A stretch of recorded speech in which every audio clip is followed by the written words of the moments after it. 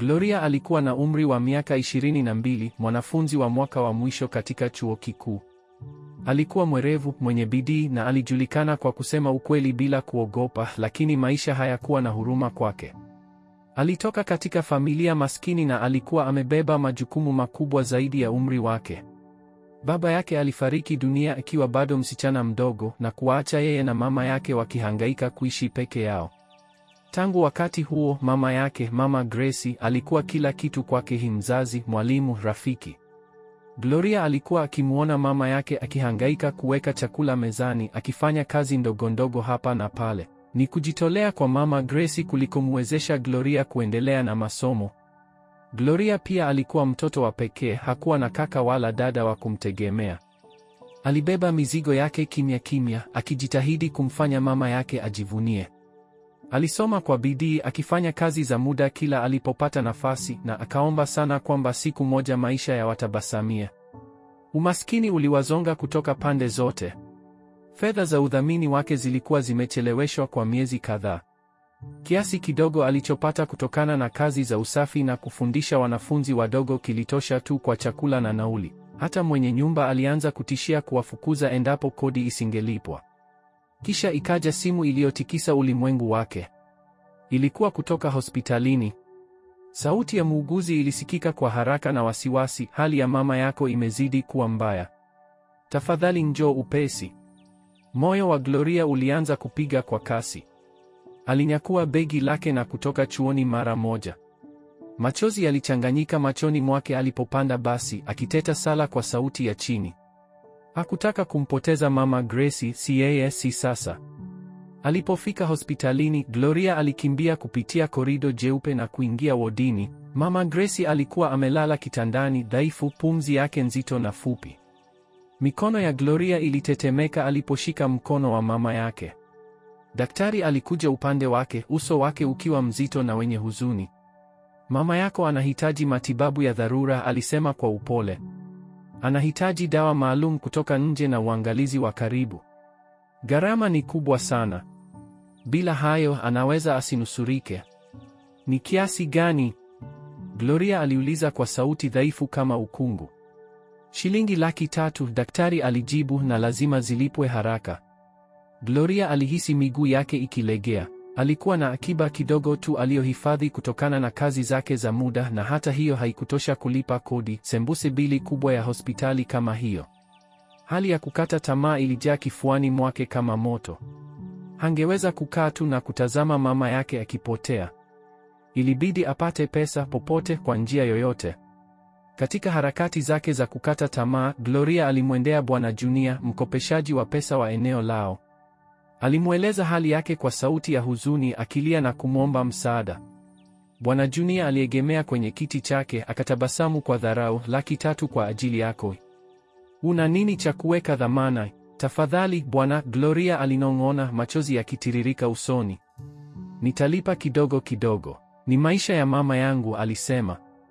Akacheka kwa ukatili. Asili yako ni umaskini. Baba yako amekufa. Huna chochote. Hata wewe mwenyewe unahangaika kula, halafu unathubutu kuniomba pesa ya aina hiyo. Unapaswa kunilipa kwa kunidhalilisha. Maneno yake yalimuumiza kama kisu moyoni. Gloria alitoka ofisini kwake taratibu, moyo wake ukipiga kwa hofu na aibu, lakini ndani kabisa aliapa moyoni mwake kuwa hatakata tamaa. Maisha ya mama yake yalimtegemea yeye. Alitembea polepole akitoka katika ofisi ya Bwana Junior, kicheko chake cha kikatili bado kikimrindima masikioni. Usiku ule ulionekana kuwa mzito kuliko kawaida. Macho yake yalikuwa yanawaka kwa machozi alipomfikiria mama yake aliyelazwa hospitalini, dhaifu na asiye na nguvu. Alijua hangeweza kurudi nyumbani mikono mitupu kabisa. Alijisemea kwamba angalau angenunua dawa ndogo ndogo. Akaelekea haraka katika duka la dawa lililokuwa karibu, akishika kwa nguvu pesa ndogo iliyobaki. Duka lilikuwa na shughuli nyingi, watu walikuwa wamepanga foleni ndefu usiku ule. Wengine wakiwanunulia watoto bidhaa, wengine wakienda kuchukua dawa za maumivu. Gloria alisubiri kwa uvumilivu, akiinamisha kichwa na kunong'ona sala. Hatimaye zamu yake ilipofika, aliweka dawa alizochukua mezani, dawa rahisi za homa na maumivu ya mwili. Mhasibu akaingiza kadi yake. Mashine ikatoa sauti, fedha hazitoshi. Mhasibu akasema kwa sauti isiyo na hisia. Moyo wa Gloria ukazama. Akajaribu tena akitumaini muujiza, lakini ujumbe ule ule ukaonekana tena. Mikono yake ikatetemeka. Alihisi watu waliokuwa nyuma yake wakianza kuvuta pumzi kwa kero. Dada, tafadhali simama pembeni kama huna pesa, mhasibu alisema kwa kukosa uvumilivu. Kabla Gloria hajajibu, sauti ya kiume tulivu ikasikika kutoka nyuma yake, ongeza kwenye bili yangu, nitalipia. Gloria akageuka kwa mshangao. Mwanaume huyo alikuwa mrefu, amevaa vizuri na mwenye haiba ya utulivu. Alionekana kana kwamba hakustahili kuwepo sehemu yenye msongamano kama ile usiku ule. Mkono wake ulikuwa na pakiti ndogo ya parasetamo. Alikuwa Laurenti Adams, bilionea kutoka familia maarufu ya Adams. Alikuwa ametoka na marafiki zake kwa ajili ya vitafunwa vya usiku na akaamua kuingia kidogo kununua dawa za maumivu. Kwake hilo lilikuwa tendo dogo lisilo na umuhimu mkubwa. Mhasibu alitikisa kichwa, akachukua kadi yake na kusindika malipo yote mawili. Laurenti akachukua dawa yake kimya kimya na kusimama pembeni akiepuka macho ya watu. Gloria alishika kwa nguvu mfuko mdogo wa dawa. Uso wake ulijaa mchanganyiko wa faraja na aibu. Akatoka haraka kwenye duka la dawa. Nje, chini ya mwanga hafifu wa mwavuli wa duka hilo, alimkuta Laurenti amesimama peke yake akipitia simu yake. Akamkaribia taratibu. Asante, alisema kwa sauti ya chini, sauti yake ikitetemeka.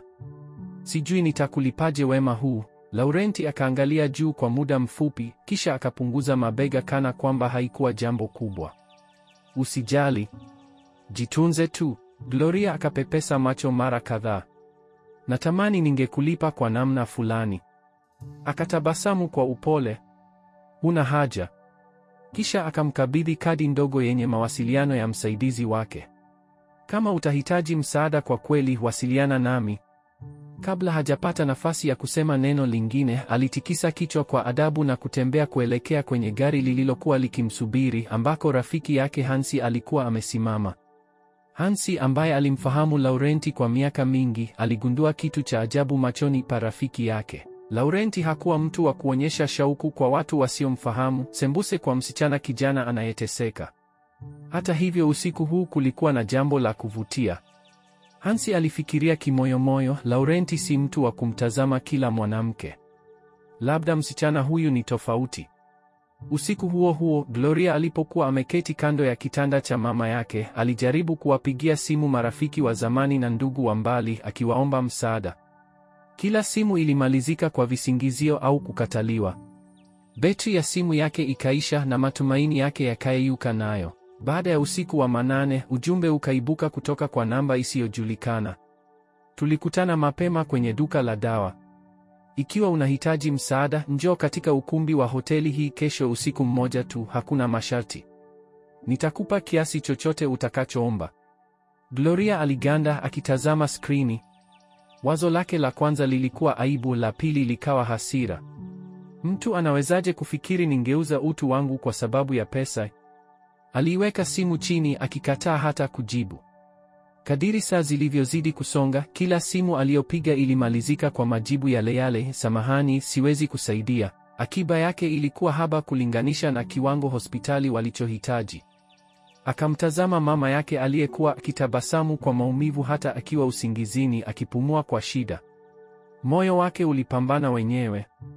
Mgeni yule alikuwa mkarimu na mpole pale dukani, lakini ombi hili lilionekana baya. Aibu ilimuunguza ndani, lakini hali ya kukata tamaa ikamnong'oneza kwa nguvu zaidi. Hatimaye, kwa vidole vilivyokuwa vikitetemeka, Gloria akachukua simu yake na kuandika ujumbe mfupi, nitakuja kesho. Gloria hakulala usiku ule. Ujumbe kwenye simu yake uliendelea kujirudia kichwani mwake tena na tena. Moyo wake ulimwambia asiende, lakini akili ikamkumbusha mama yake aliyekuwa akihangaika kupumua. Kufika asubuhi alikuwa ameshaamua kabisa. Hakukuwa na kurudi nyuma. Wakati huo huo, jioni hiyo hiyo, Hansi alihakikisha kwamba Laurenti alikuwa amefika kwenye ukumbi binafsi wa hoteli.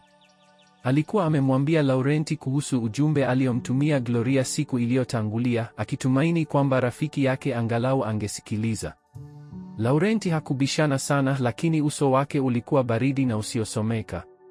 Gloria alipowasili, alipelekwa ghorofani kwenye ukumbi wa kifahari, wa utulivu na wa faragha. Taa zilikuwa laini, samani zikiwa zimepangiliwa vizuri, na hewa ikiwa nzito kwa ukimya. Alijisikia kama mtu asiyehusika kabisa mahali hapo, akishika mkoba wake mdogo kwa nguvu kifuani. Laurenti alikuwa ameketi kwenye moja ya sofa, mkao wake ukiwa tulivu lakini wa mbali. Macho yake yalikutana na yake kwa muda mfupi, kisha yakageuka kana kwamba alitaka kubaki katika hali ya kibiashara tu. Alisema kwa sauti ya utulivu. Hata hivyo, Gloria aliketi akijaribu kutoonyesha kutetemeka. Alivuta pumzi ndefu na kuzungumza kwa udhabiti, akitaka maneno yake yaeleweke vizuri. Nimepata ujumbe wako na ninaelewa unachotaka, lakini lazima kuwe na sheria, alisema. Hakuna vurugu, hakuna kurekodi video, hakuna dawa za kulevya. Unahamisha malipo yote kwanza, shilingi 300,000, na baada ya hapo hakuna mawasiliano tena. Tunasahau kilichotokea. Kwa muda mfupi, uso wa Laurenti uliokuwa baridi ulilegea. Alitikisa kichwa. Nimekubali, alisema. Gloria alishangaa. Alikuwa amekubali kwa urahisi kiasi alichokitaja. Akawaza moyoni, maisha si magumu sana kwa watu wengine kama yalivyo kwangu. Hansi aliyekuwa amesimama kimya pembeni alitazama tukio hilo. Alimfahamu Laurenti vizuri. Rafiki yake hakuwa mtu wa kushughulika kirahisi na wanawake, lakini kulikuwa na kitu tofauti katika namna alivyokuwa akimsikiliza yule mwanafunzi maskini. Alikuwa amemchunguza mapema na kugundua kuwa alihitaji fedha, jambo lililomfanya asishangae kuona amekuja. Ila lililomshangaza ni kwamba Laurenti alikuwa amekubali pendekezo lake kwa urahisi hivyo. Hakusema neno. Kisha hatimaye Laurenti na Gloria wakaanzana rasmi. Jina langu ni Gloria, mwanafunzi wa mwaka wa mwisho katika masomo ya uhasibu, alisema kwa utulivu. Mimi ni Laurenti Adams, alijibu. Gloria aliganda. Alikuwa amesikia jina hilo mara elfu. Wasichana darasani kwake hawakuacha kuzungumzia yule bilionea kutoka familia ya Adams, wakivutiwa na utajiri wake, sura yake na namna yake ya siri. Na sasa alikuwa mbele yake mwenyewe. Alimtazama tena. Kwa hakika muonekano wake ulikuwa wa kuvutia, mabega mapana, macho tulivu na uwepo uliovutia heshima. Lakini kwa haraka alijikemea moyoni. Acha mawazo hayo, Gloria. Kadiri anavyokuwa mbali nawe, ndivyo ilivyo bora zaidi. Hukuja hapa kwa ajili ya kuvutiwa naye. Laurenti alihamisha pesa, kisha kana kwamba kuthibitisha makubaliano, akatoa karatasi na kuandika kwa mkono ahadi fupi kwamba hakutakuwa na madai yoyote ya baadaye wala uhusiano wowote. Gloria aliikunja kwa uangalifu na kuiweka kwenye begi lake. Baadaye wakaondoka pamoja kuelekea hotelini. Gloria aliingia bafuni kwanza. Alisimama chini ya mvua ya maji kwa muda mrefu, akijaribu kutuliza mapigo ya moyo wake yaliyokuwa yakikimbia. Alipotoka alimkuta Laurenti akimsubiri. Macho yao yakakutana na kwa wakati huo umbali ukaisha. Alimbusu na ingawa alikuwa na woga na hana uzoefu, Gloria alijiachia kuongozwa. Laurenti alikuwa mpole, akiongoza kwa utulivu, na usiku ukaisha kwa mchanganyiko wa wasiwasi na shauku ambayo wote hawakuwa wameitarajia. Asubuhi ilipofika, Gloria aliamka kabla ya Laurenti. Chumba kilikuwa kimya. Miale ya jua ilichuja kupitia mapazia. Alimtazama kwa sekunde moja tu, kisha akageuka haraka. Alipiga mswaki, akanawa uso, akachukua begi lake na akaondoka kimya kimya. Gloria alikimbilia moja kwa moja kitandani kwa mama yake kule hospitalini. Uchovu na uzito wa yote yaliyompata ulimshinda, akaanguka pembeni mwa Mama Gracie. Mama Gracie alishika mkono wake, machozi yake yakidondoka kimya kimya, angalau kwa sasa. Mama yake bado alikuwa na nafasi ya kupona. Siku chache zilipita baada ya malipo kufanyika. Taratibu hali ya Mama Gracie ilianza kutengemaa. Madaktari walisema dawa zilikuwa zinafanya kazi, na kwa mara ya kwanza baada ya wiki nyingi, Gloria alihisi tumaini. Mama yake alipouliza jinsi alivyoipata pesa hiyo, Gloria alitabasamu kwa upole na kusema uongo. Mama, ni rafiki yangu wa zamani wa darasani aliyenisaidia, mtu mwenye moyo wa huruma aliyenikopesha fedha. Mama yake alikaza mkono wake kwa udhaifu, akinong'ona, Mungu awabariki. Wala wasipungukiwe kamwe. Gloria alijitahidi kutabasamu, lakini kifua chake kilijaa hatia. Asingeweza kumwambia mama yake ukweli. Wakati huo huo, Laurenti alikaa peke yake katika chumba chake cha kusomea. Hakuwa yeye kama kawaida tangu usiku ule. Alipoamka asubuhi iliyofuata, aliona doa hafifu kwenye shuka na kutambua jambo ambalo hakuwa amelitarajia: Gloria alikuwa bikira. Ufunuo huo ulimvuruga. Alikuwa amedhani kwamba Gloria alikuwa msichana wa kawaida wa kutafuta pesa kwa haraka, lakini hili lilikuwa tofauti. Ilimwelezea ule uoga machoni mwake, namna alivyoweka mipaka mikali, na jinsi alivyokuwa ameondoka upesi bila hata kuangalia nyuma. Kwa mara ya kwanza baada ya muda mrefu, Laurenti alihisi kitu kikimchezea ndani yake, si hatia, si fahari, bali ni shauku. Akamwita rafiki yake Hansi. Yule mwanamke uliyenitafutia, tafuta habari zake, Laurenti alisema kwa sauti ya utulivu. Hansi alikuwa amemzoea rafiki yake kuwa ni mwangalifu sana na wanawake, kwa hiyo hakumuuliza maswali. Baada ya kuchunguza kimya kimya, Hansi alirudi na taarifa: jina lake ni Gloria Stefano, ana miaka 22, mwanafunzi wa mwaka wa mwisho, mwerevu na mwenye bidii. Baba yake alifariki miaka iliyopita na mama yake yuko hospitalini mjini akipambana na uhai wake. Alikuwa katika hali ya kukata tamaa bila njia nyingine ya kupata pesa. Laurenti aliegemea kiti na kukaa kimya. Sasa alielewa, hakuwa kahaba wala msichana wa starehe. Alikuwa mtoto anayepigana kuokoa maisha ya mama yake. Alifumba macho na kutoa pumzi ndefu. Futa kila kitu, alimwambia Hansi kwa udhabiti. Kila ujumbe, kila rekodi, na usitaje jambo hili tena. Hansi alitikisa kichwa kuashiria kuwa ameelewa. Upande mwingine wa jiji, Gloria alikunja karatasi yenye maandishi ya mkono na saini ya Laurenti, akaificha salama ndani ya begi lake dogo. Alijiambia kwamba angehifadhi, si kwa sababu alitaka kukumbuka, bali kwa sababu ilikuwa kinga yake. Usiku alipolala kando ya kitanda cha mama yake, mawazo yake yalirudi kwa yule mwanaume mwenye macho baridi na nguvu tulivu. Alijaribu kufukuza wazo hilo haraka. Yule mtu anatoka katika dunia nyingine, alijiambia.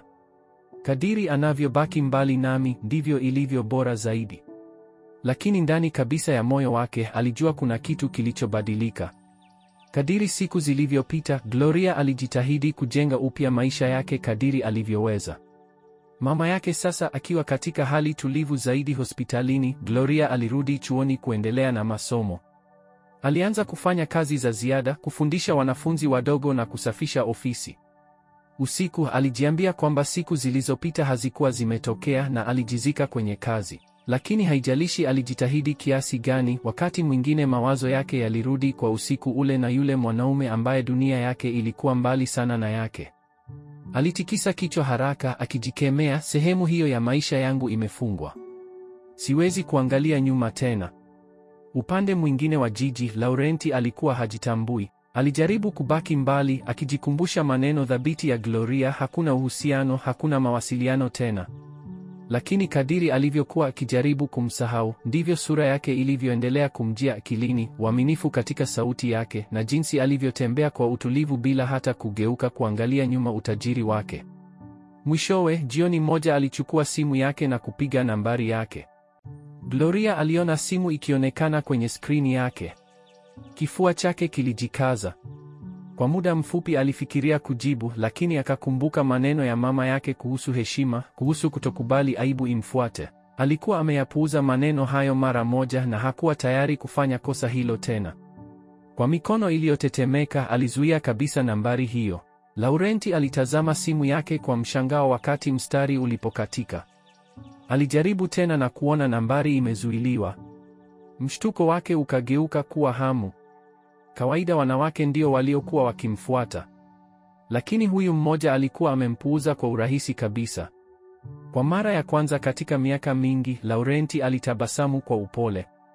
Anavutia, alinong'ona kwa sauti ya chini.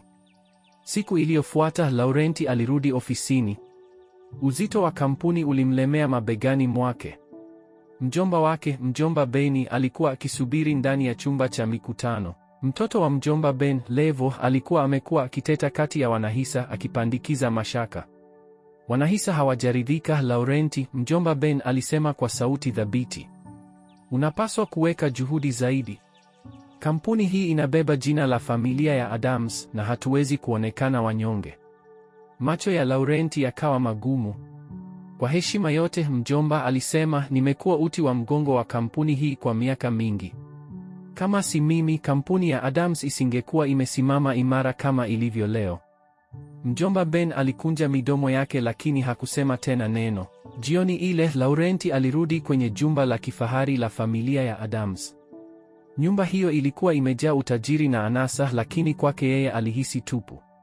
Tangu kifo cha wazazi wake kwenye ajali ya gari alipokuwa na umri wa miaka 15, jumba hilo halijawahi kuwa kama nyumbani. Mtu pekee aliyemjali kwa upendo wa kweli alikuwa bibi yake, Bibi Ruti. Alimlea kwa uangalifu mwingi baada ya msiba, na hata sasa alibaki kuwa nguzo yake kuu.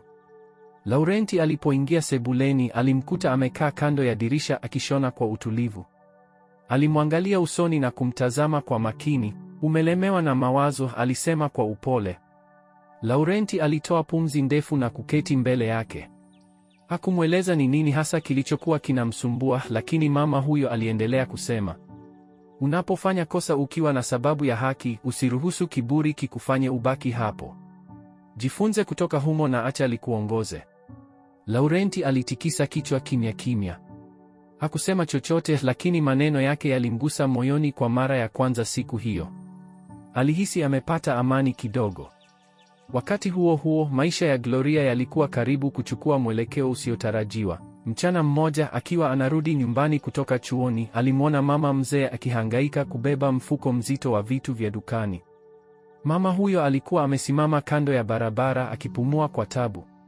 Bila kusita, Gloria alikimbia kumsaidia. Wacha nikusaidie mama, alisema kwa upole huku akiinua mfuko mzito mikononi mwa mama huyo. Mama alimwangalia kwa mshangao, kisha akatabasamu kwa upendo. Asante mwanangu, Mungu akubariki, alisema kwa sauti ya upole. Gloria naye alitabasamu. Si kitu mama. Hupaswi kubeba mzigo mzito namna hii peke yako. Naweza kukupa namba yangu nikusaidie mara nyingine ukiwa na kazi. Sina pesa za kulipia huduma hii, mama huyo alisema taratibu huku akitabasamu. Hutakiwi kunilipa. Nisingeweza kulala vizuri nikijua nimepokea pesa kwa kazi ya kumsaidia mzee, Gloria akajibu huku akitabasamu. Wakatembea pamoja kwa muda mfupi wakiongea kwa upole. Walipofika pembeni mwa barabara, mama huyo alimwambia Gloria aendelee mbele kwani yeye alikuwa anamsubiri mtu. Gloria alimrudishia mfuko wake. Mama huyo akamgusa mkono kwa shukrani. Una moyo mzuri, alisema kwa upole. Gloria alitikisa kichwa na kisha akaharakisha kuondoka bila kujua kwamba alikuwa amegusa maisha ya mtu ambaye angebadilisha ya kwake muda si mrefu. Hakujua kabisa kwamba yule mama mnyenyekevu aliyemsaidia hakuwa mwingine bali ni Bibi Ruti wa familia tajiri ya Adams. Siku chache baadaye, Gloria aliingia katika duka kubwa la nguo za kifahari. Uwasilishaji wake wa mwisho wa mwaka wa masomo ulikuwa unakaribia na alitaka angalau aonekane kitaalamu. Hakuweza kumudu kununua nguo ghali, lakini alitumaini kuangalia madirisha, labda apate kitu rahisi kinachofaa bajeti yake. Alipoingia tu, wafanyakazi wa duka walimwangalia kwa macho ya dharau. Mmoja wao akamnong'onezea mwenzake kwa sauti ya juu, hawa watu maskini huja hapa kupoteza muda wetu kujaribu nguo ambazo hawawezi kumudu. Gloria alimeza mate kwa uchungu, lakini akaamua kupuuza maneno hayo. Alijichagulia blauzi rahisi na sketi ya kawaida kujaribu, akijikaza moyoni asione aibu. Lakini alipotoka kwenye chumba cha kujaribia nguo, minong'ono iliongezeka zaidi. Angalia viatu vyake, hana nafasi hapa. Ajaribu maduka ya mitumba labda. Uso wa Gloria uliwaka moto kwa aibu, lakini alisimama wima, akikataa kuwaonyesha unyonge wake. Wakati huo huo, mlango ulifunguliwa na akaingia mwanamke mzee mwenye haiba, amevaa vazi rahisi lakini la kifahari lililotengenezwa kwa kitenge cha thamani. Mara moja, sauti za wafanyakazi zilibadilika. Karibu mama, walisema kwa sauti ya heshima, wakipiga magoti kidogo. Mwanamke yule alitazama pande zote, kisha macho yake yakatua kwa Gloria. Alitabasamu kwa upendo. Ni wewe, alisema akimkaribia. Gloria alibaki akiduaa. Mama, aliuliza kwa mshangao. Mwanamke yule alishika mkono wake. Ulinisaidia siku ile na begi langu. Nilijiambia sitasahau uso wako. Ni furaha kukuona tena. Wafanyakazi walitazamana kwa mshangao. Hawakutarajia mwanamke yule mzee amjue Gloria. Bibi Ruti aligeuka kwa hasira kidogo na kuwaambia, msijaribu tena kuwadharau watu. Utajiri unaweza kupotea, lakini wema haupotei. Waheshimuni wateja wote. Chumba kilitulia kimya. Kisha alimtazama tena Gloria kwa joto la upendo machoni. Mpendwa wangu, chukua nguo uliojaribu. Kwa kweli, chukua kila kitu kinachokutosha. Nitalipa mimi mwenyewe. Gloria alimkodolea macho mwanamke yule kwa mshangao wa dakika kadhaa. Mwanamke mzee aliyemsaidia siku ile hakuonekana hata kidogo kama huyu mwanamke mwenye haiba na heshima kubwa aliyesimama mbele yake sasa. Lazima huyu ni mtu mashuhuri, alijiambia moyoni. Hapana mama, tafadhali, sikutaka kukusumbua, Gloria alisema hatimaye, macho yakiwa yamejaa mshangao. Upuuzi huo, Bibi Ruti alijibu kwa upole. Una moyo mwema sana na hilo ndilo linakufanya kuwa wa kipekee. Usikubali mtu yeyote akufanye ujione mdogo. Gloria alitikisa kichwa na kukubali nguo zile kwa shukrani kuu. Kisha Bibi Ruti akatoa kadi ndogo na kuiweka mkononi mwa Gloria. Njoo kwa mahojiano ya mafunzo AG. Ninaamini utakaa vizuri pale. Kinywa cha Gloria kilifunguka kwa mshangao. AG? Unamaanisha ile AG pekee? Alinong'ona. Alikuwa ametafuta kila mahali pa kufanya mafunzo ya vitendo kwa mwaka wake wa mwisho, lakini hakuwahi kufikiria kupata nafasi kama hiyo. Asante mama, sijui hata niseme nini. Nilikuwa natafuta mahali pa kufanya mafunzo, lakini sikutarajia jambo kama hili, Gloria alisema, machozi yakimtoka. Bibi Ruti alitabasamu na kugusa bega lake kwa upole. Usiseme chochote mpenzi wangu. Nenda tu, hata usijali. Waliagana kwa upendo na Gloria alipotoka kwenye duka hilo akiwa amebeba nguo mpya, moyo wake ulijaa tumaini ambalo hakuwa amelisikia kwa muda mrefu. Siku iliyofuata, Gloria alivaa kwa usafi kadiri alivyoweza, mojawapo ya nguo mpya alizonunuliwa na Bibi Ruti. Mikono yake ilitetemeka aliposhika kadi ya mwaliko iliyosomeka AG Corporation. Hapo awali alikuwa amefurahi kupita kiasi, hata hakuuliza AG inamaanisha nini. Alipofika kwenye jengo la kioo linalong'aa, moyo wake ulianza kupiga kwa kasi. Mahali pale palionekana kama ikulu. Alitembea kupitia mlango mkuu, akikamata mkoba wake kwa nguvu huku akinong'ona sala ya ujasiri. Katibu alimwongoza kupitia korido pana. Wanaume kadhaa waliovaa suti nyeusi walipita haraka wakimsindikiza mtu muhimu. Gloria alijisogeza pembeni haraka, lakini macho yake yalipoinuka akaganda. Alikuwa ni yeye, Laurenti Adams. Macho yao yalikutana kwa sekunde moja, dunia ikasimama. Kwa mshangao mkubwa alitambua kwamba AG ilimaanisha Adams Group. Hii ilikuwa kampuni yake. Nafasi ya mafunzo ambayo Bibi Ruti alikuwa amempa ilikuwa ikimrudisha moja kwa moja kwenye ulimwengu wa Laurenti. Hakuwa amefikiri mbali hivyo. Alikuwa amefurahia tu nafasi hiyo. Hakika hakuwahi kufikiria kwamba angemwona tena katika hali hii. Laurenti naye aliganda kwa sekunde moja, lakini haraka akaficha mshangao wake. Uso wake ukarejea katika utulivu wa kawaida, baridi, kana kwamba hakuna kilichotokea. Baada ya muda mfupi, Gloria akaingizwa katika ofisi yake kwa ajili ya mahojiano. Chumba kilikuwa kikubwa, chepesi na kimya. Aliketi mbele yake, macho yake hayakuonyesha hisia yoyote. Akaanza kumuuliza maswali mazito kuhusu uadilifu, namna ya kukabiliana na shinikizo na jinsi anavyoshughulikia majukumu. Gloria alijibu kwa uaminifu na kujiamini. Alipobadilisha maswali na kuanza kuuliza kuhusu masuala ya kiuhasibu kwa vitendo, alijibu kwa umahiri, akifafanua hesabu na taratibu alizojifunza darasani. Kwa mara ya kwanza, mwanga wa kuvutiwa ukaonekana machoni pake. Aliegemea nyuma kidogo, akatikisa kichwa. Umejiandaa vizuri, alisema. Moyo wa Gloria ulibisha kwa kasi, lakini alijilazimisha kubaki mtulivu licha ya kwamba hakuwa amemaliza shahada yake. Laurenti akamkubali kama mwanafunzi wa mafunzo ya uongozi chini ya Hansi katika Adams Group. Sehemu rasmi ikaisha, lakini sauti yake ikawa laini zaidi. Afya ya mama yako inaendeleaje? Aliuliza. Gloria akapiga kope mara kadhaa akishikwa na butwaa. Akatazama mikono yake. Anaendelea vizuri, alijibu kwa aibu, kisha akasimama haraka akitaka kuondoka. Asante kwa fursa hii, bwana. Alitoka ofisini, miguu yake ikiwa miepesi lakini moyo ukipiga kwa kasi. Nje aliegemea ukutani akivuta pumzi kwa haraka. Hakuwa ametarajia uwepo wake uwe na athari kubwa kiasi hicho kwake. Uwepo wake ulikuwa na nguvu, na haijalishi alijisemea mara ngapi ajiepushe naye, hangeweza kukataa ukweli. Laurenti Adams alikuwa ameacha alama moyoni mwake. Wiki iliyofuata, Gloria alianza mafunzo yake katika Adams Group chini ya usimamizi wa Hansi. Alifanya kazi kwa bidii, akinyenyekea na kujitahidi kumwepuka Laurenti kadri ilivyowezekana. Kila alipompata kwa bahati mbaya kwenye barabara za ofisi, moyo wake ulianza kupiga kwa kasi. Alijisemea kwamba yupo pale kwa ajili ya mustakabali wake, si kuruhusu hisia zake kumchanganya. Mama Gracie hatimaye alikuwa ameruhusiwa kutoka hospitalini. Alikuwa dhaifu lakini alipona vizuri, na Gloria alimshukuru Mungu kila siku kwa uhai wa mama yake. Kuanzia siku yake ya kwanza kazini, Gloria alihisi macho ya watu yakimwangalia.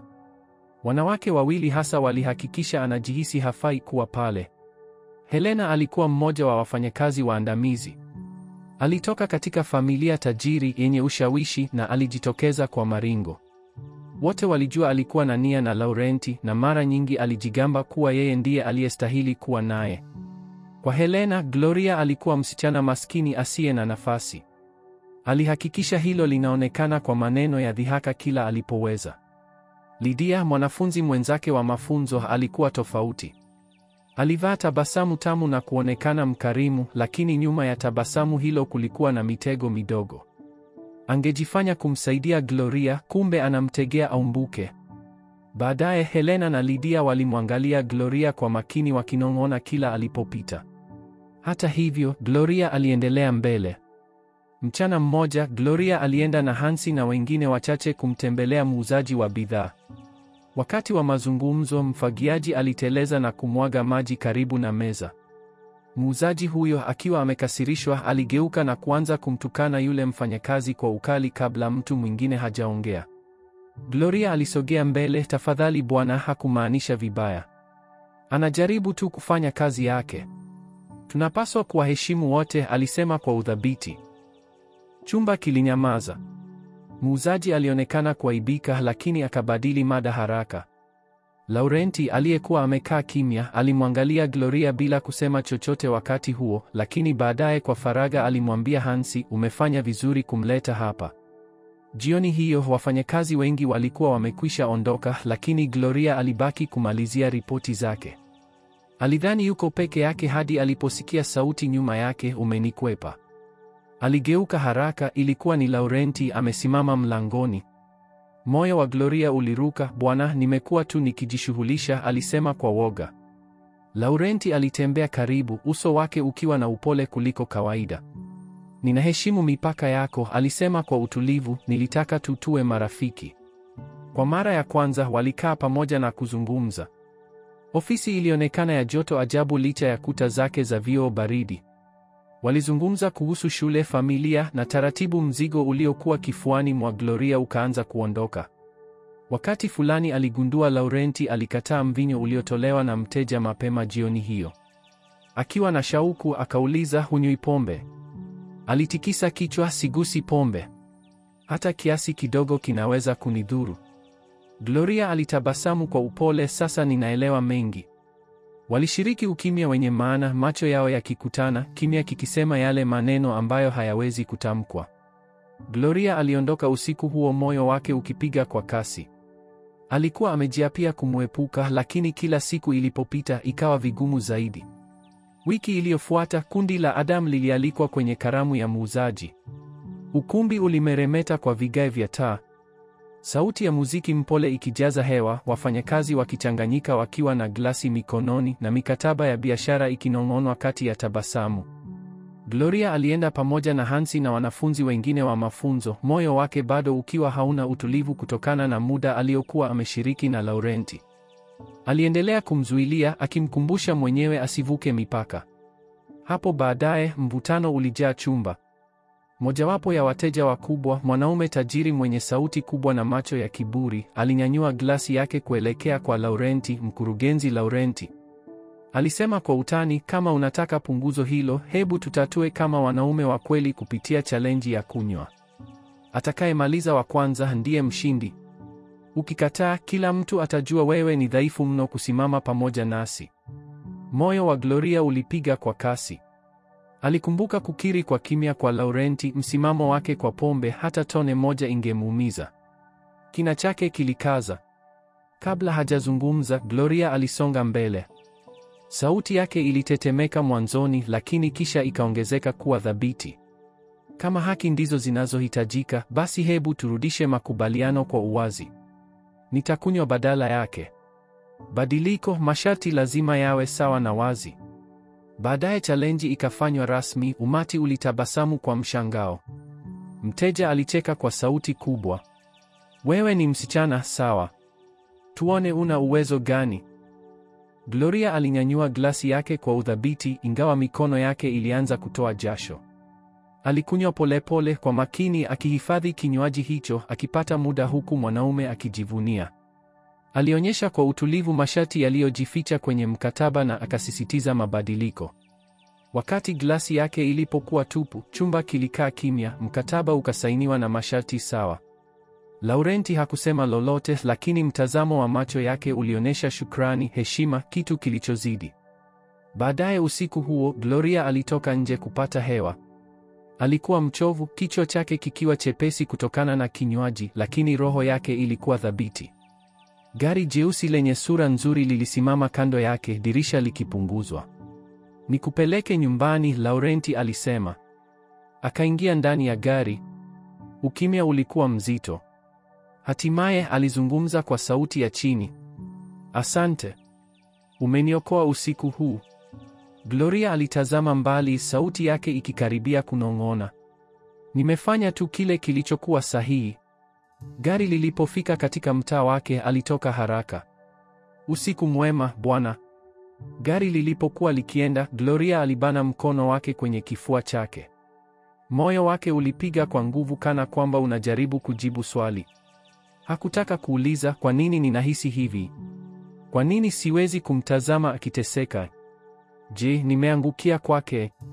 Alitetemesha kichwa chake kwa nguvu, akikimbia usiku, lakini bila kujali jinsi alivyokuwa anajaribu, wazo hilo halikutaka kuondoka. Asubuhi iliyofuata, minong'ono ilianza kuzunguka ofisini.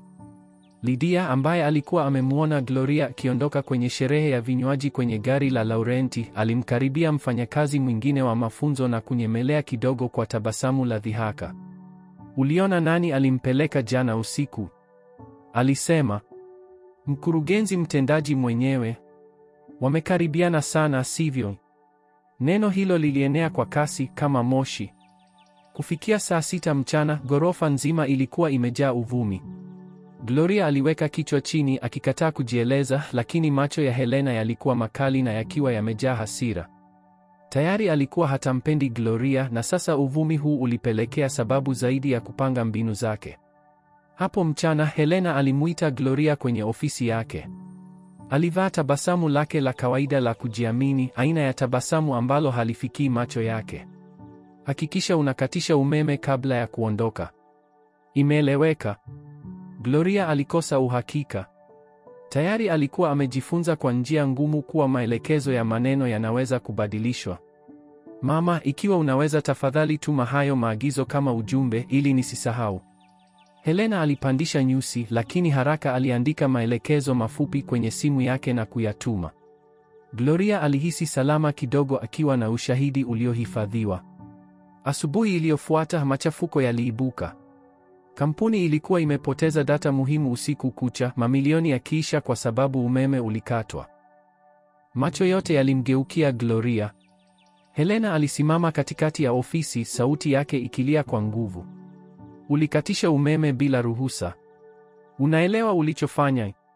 Kampuni hii imepoteza sana kwa sababu ya upuuzi wako. Wewe huna maana, mfanyakazi wa mafunzo. Umefutwa kazi. Uso wa Gloria ulikauka.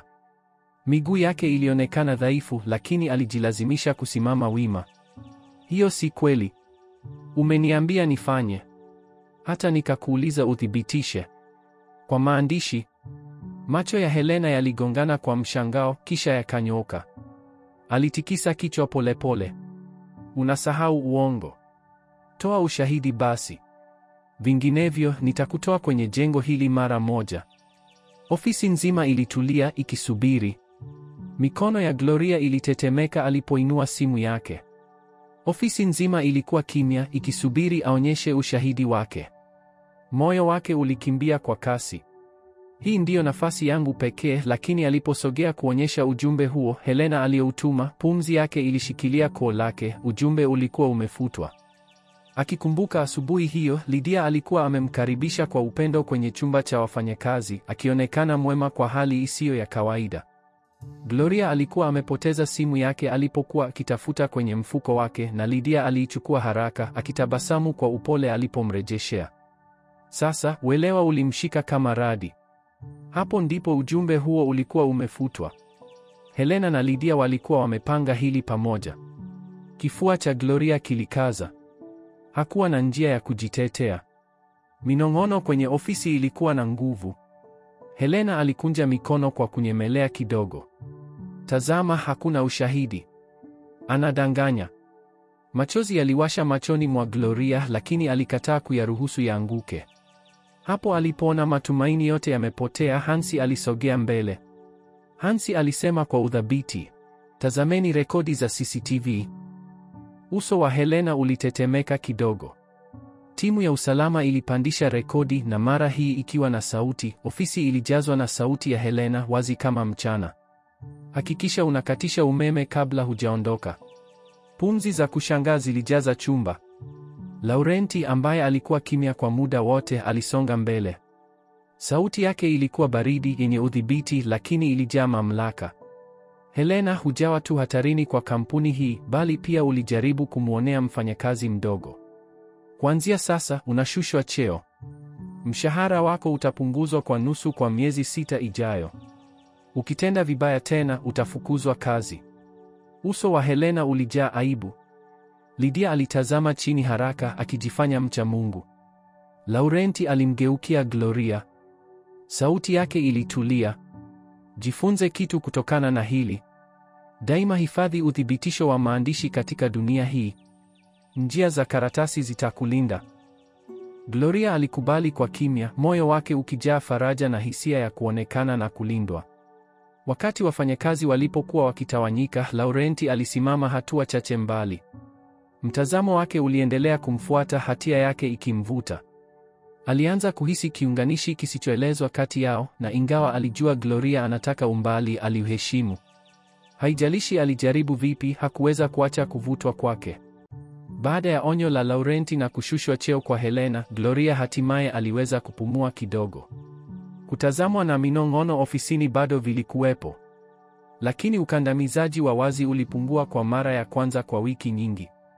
Alitembea kuelekea kazini bila woga ukipiga kifua chake.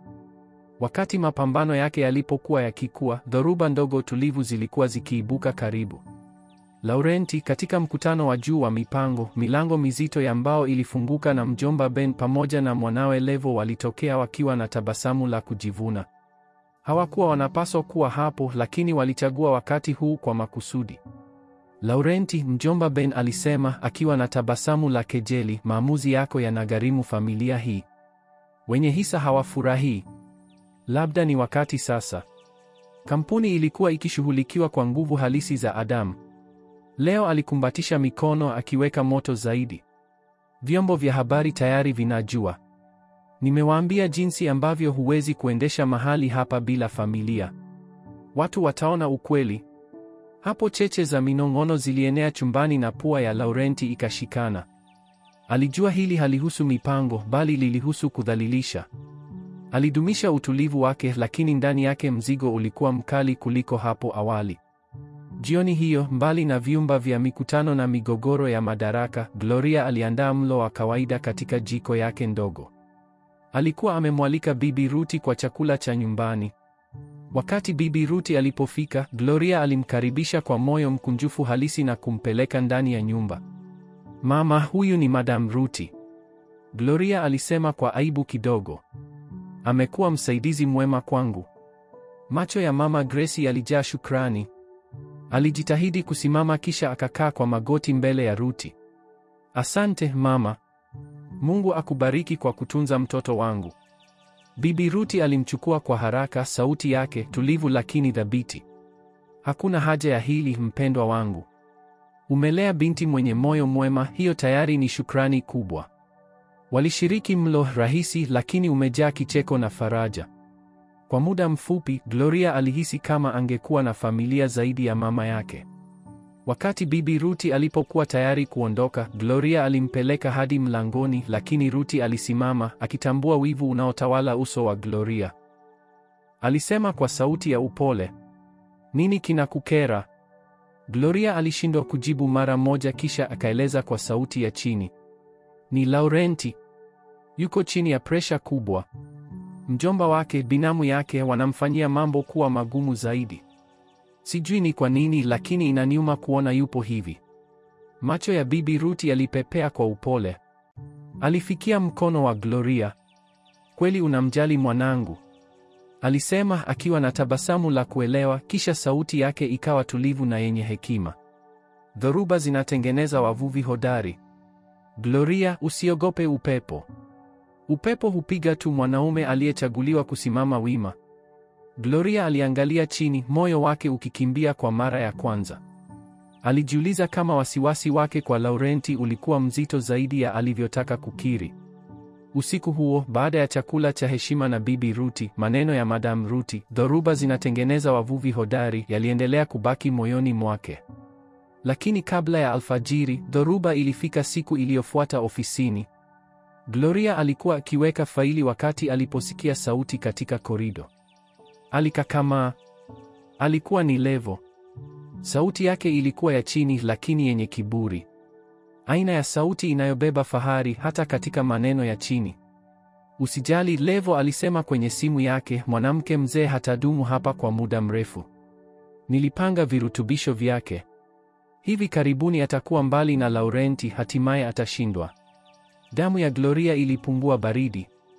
Mikono yake ilitetemeka alipogusa ukuta, akijaribu kutotoa sauti yoyote. Alikimbia kumtafuta Laurenti. Laurenti alikuwa ofisini kwake akipitia ripoti wakati Gloria alipoingia ghafla. Uso wake ulikuwa mweupe. Pumzi yake ilikuwa isiyo ya kawaida. "Nini kilichotokea?" aliuliza akisimama mara moja. "Nimesikia kutoka kwa Levo," alisema.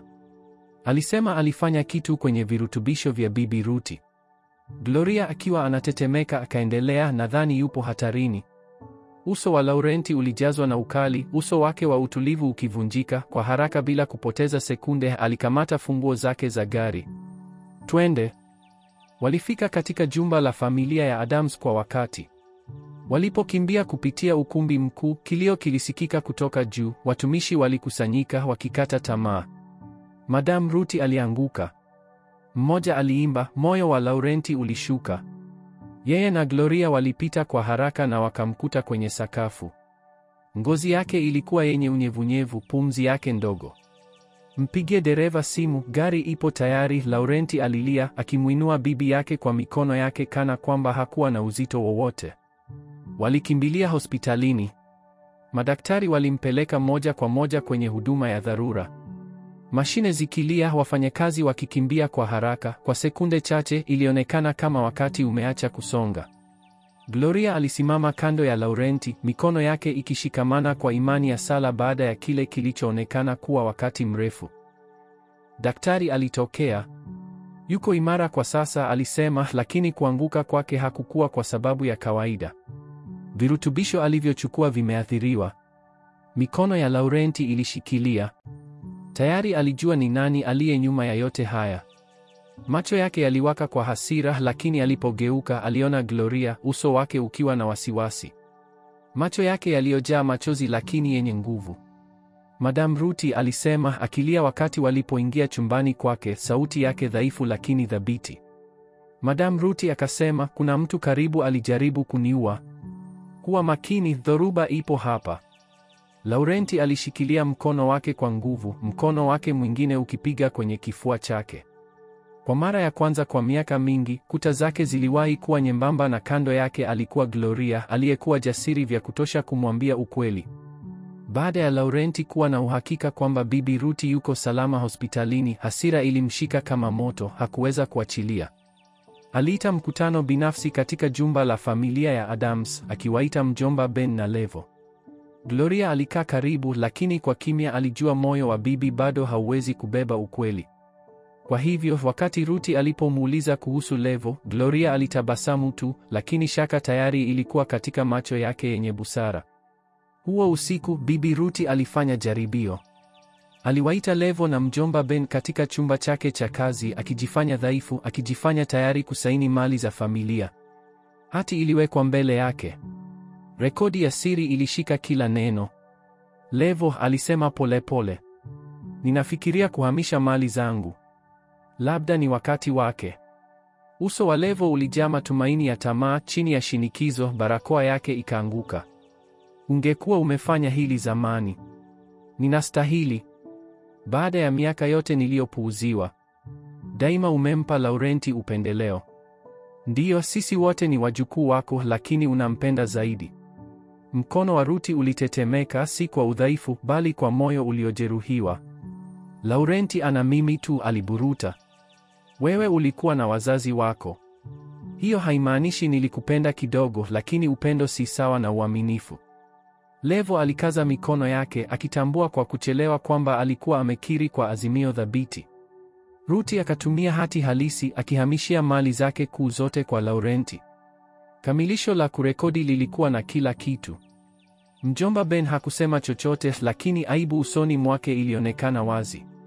Wakati Laurenti aliposikia kuhusu njama hizo, uso wake ulikuwa kama jiwe. Alipatwa na hisia kali. Hakuridhika. Aliweka sahihi kwenye hati na kuondoka chumbani. Mabega yake yalikuwa yanapanda na kushuka kwa hasira.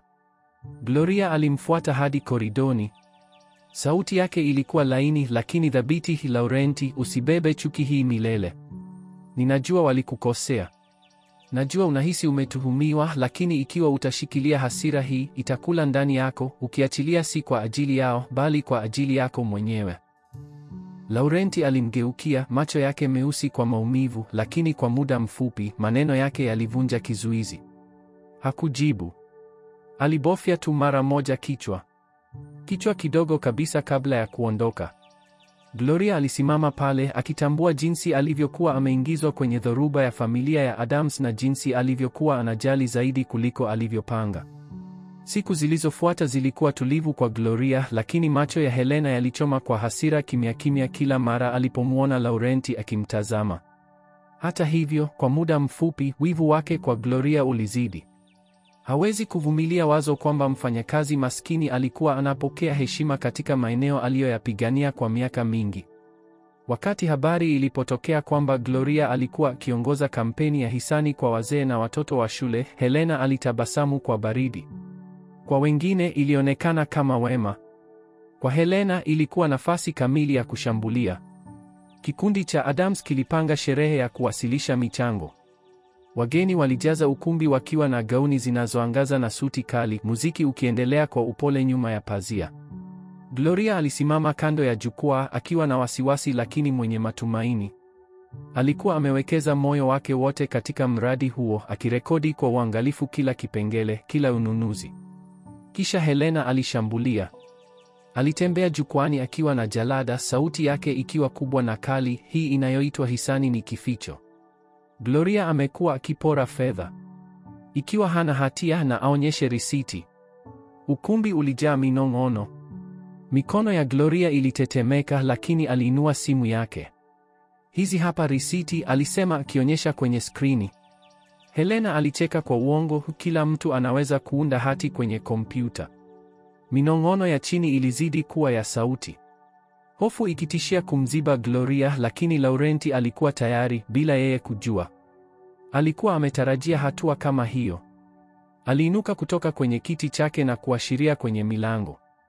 Dakika chache baadaye, walionufaika wazee na wanafunzi wa shule waliingia ukumbini wakiwa wamebeba vifaa vilivyotolewa na Gloria, nyuma yao wakiwa na wakurugenzi kutoka vituo vya ustawi, maskani za yatima na vituo vya misaada.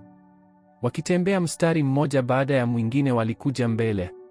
Chakula hiki kilitolewa kwa wake zetu wachanga. Mavazi haya yaliwasha joto kwa watoto wetu. Vitabu hivi vilikuja kama ilivyoahidiwa. Kila kipengele kilihesabiwa.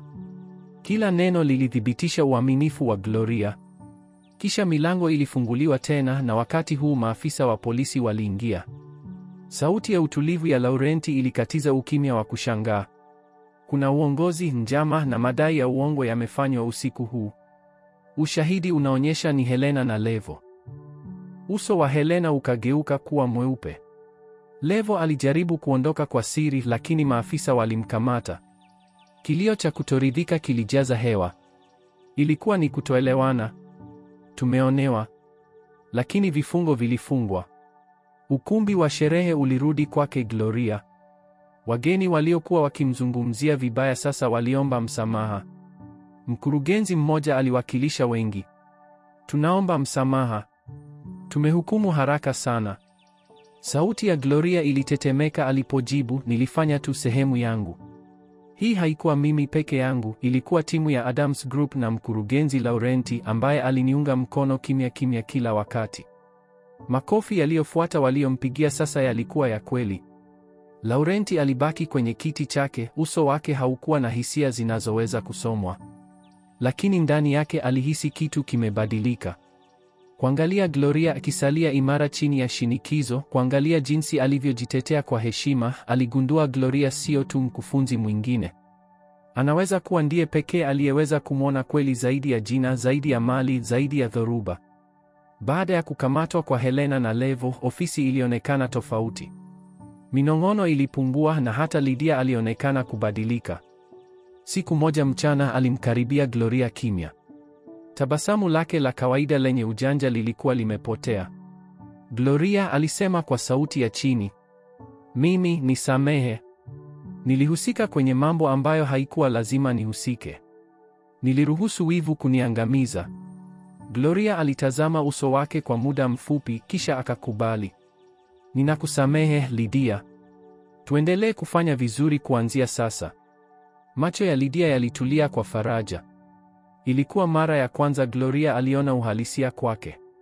Usiku huo, Laurenti aliomba Gloria abaki baada ya mapitio ya bodi. Walisimama peke yao ofisini mwake, mwanga wa jiji ukitiririka kupitia madirisha marefu. Mabega yake yalikuwa na mvutano, uso wake umelegea kwa uchovu. Sijui mara nyingi kusema hivi, alikiri kwa sauti ya chini, lakini wakati mwingine nahisi kama siwezi kupumua. Katika familia hii, mzigo hauendi kamwe. Gloria alimwangalia na mara hii hakumuona bilionea mwenye nguvu aliyekuwa akinyenyekewa na kila mtu. Alimuona mtu mpweke anayebeba mzigo mkubwa sana. Kifua chake kilipungua. Alikaribia zaidi. Akilia kwa sauti ya chini, wewe ni mwenye nguvu kuliko unavyodhani. Macho yao yalikutana na hewa kati yao ikawa nzito.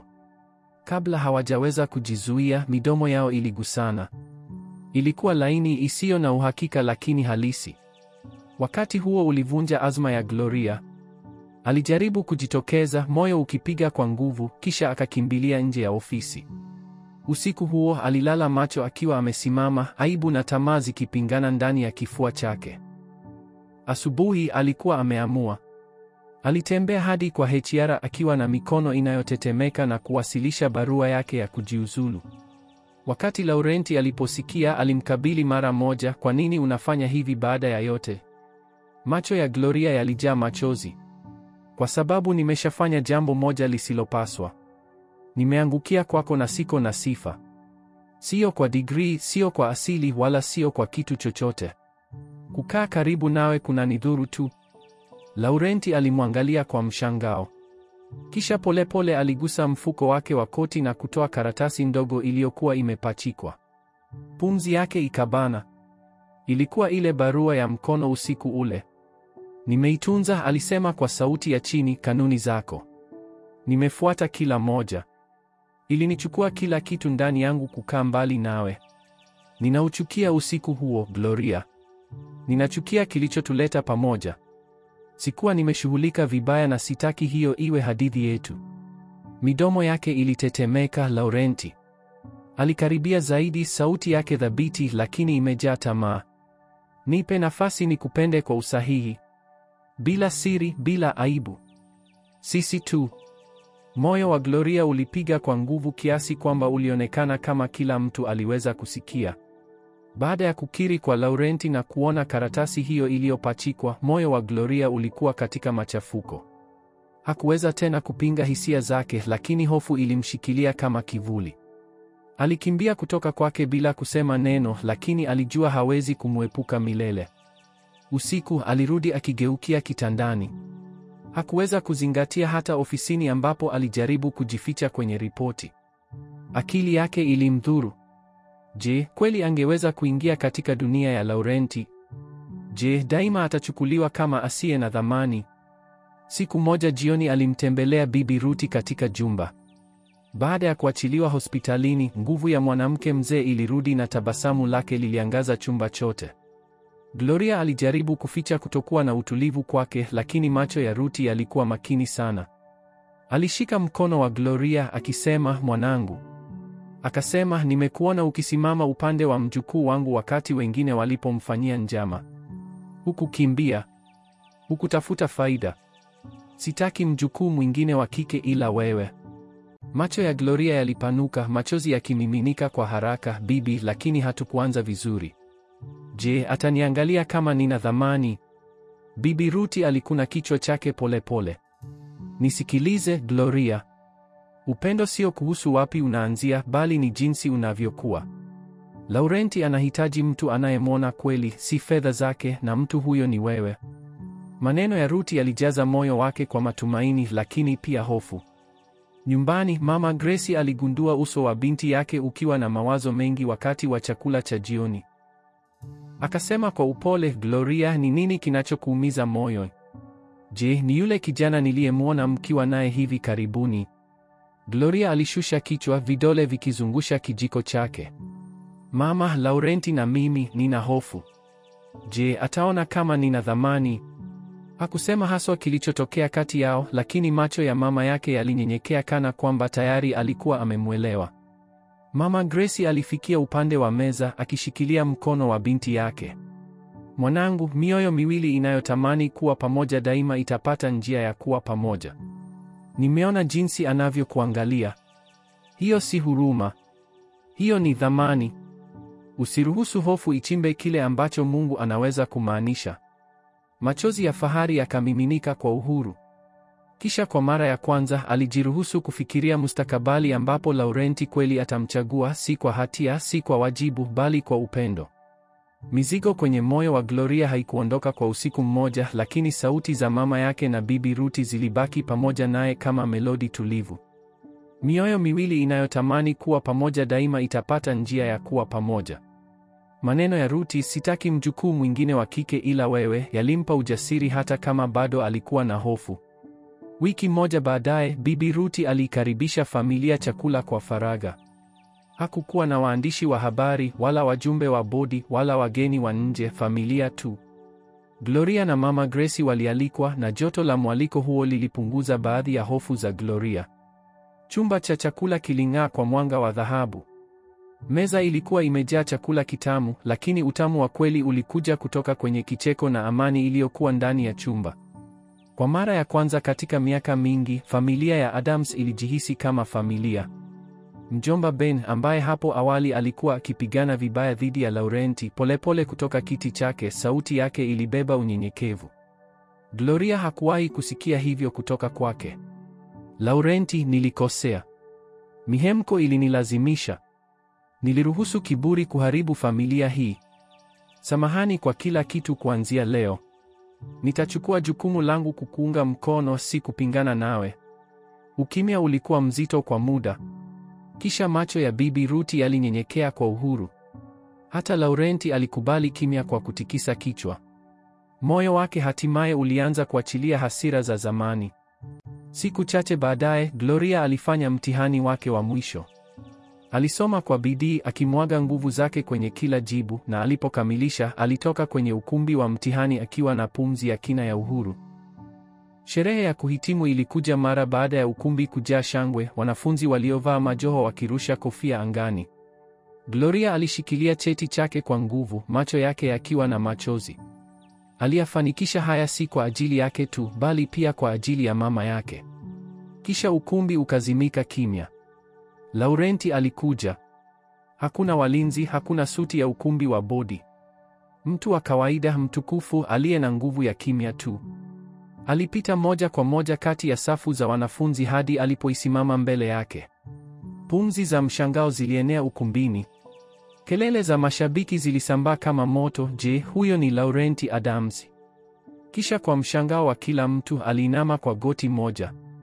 Alifungua sanduku dogo, pete ya almasi iking'aa chini ya mwanga. Sauti yake ilikuwa imara lakini ilijaa hisia. Hakuna mkataba, hakuna mpango wa biashara. Ukiwaambia ndiyo, Gloria, ni milele. Moyo wa Gloria ulipiga kwa nguvu kiasi cha kuponda mbavu zake. Machozi yalifunika macho yake. Ndiyo, Laurenti. Ndiyo. Ukumbi ukazidisha shangwe na makofi. Wasichana wengine walifunika midomo yao wakinong'oneza, yeye ndiye msichana mwenye bahati zaidi duniani. Wengine walipiga makofi kwa furaha, nyuso zao zikiwa zinang'aa nyuma. Hansi alitabasamu kwa siri. Njia yake ndogo ya kufanyiana mipango katika duka la dawa ilikuwa imezaa matunda, kitu ambacho hata yeye hakukitarajia. Mama Gracie alinyanyua mikono yake kwa furaha ya kutetemeka. Mungu awabariki kwenye muungano huu. Upendo wenu ulete uponyaji palipowahi kuwa na maumivu. Wiki moja baadaye, tukio hilo lilikuwa mbali na ukumbi wa sherehe na shampeni. Laurenti na Gloria walitembea mkono kwa mkono katika ziara ya utumishi wa hisani tulivu. Mavazi yao ya kawaida yalichanganyika na kicheko cha watoto. Walinua mwili pamoja, wakigawa vitabu na chakula. Tabasamu zao zilikuwa pana, macho yao yakiwa yanang'aa. Huu ulikuwa mwanzo wao mpya. Upendo usiokuwa umetengenezwa kwa siri au mikataba, bali kwa kweli. Upendo uliodumu katika dhoruba na kuibuka wenye nguvu zaidi, mkono kwa mkono, kando kwa kando. Asante rafiki kwa kuwa nasi. Subscribe kwenye chaneli yetu ili kutuunga mkono. Pia tuambie umejifunza nini kutokana na simulizi ya leo. Asante na Mungu akubariki.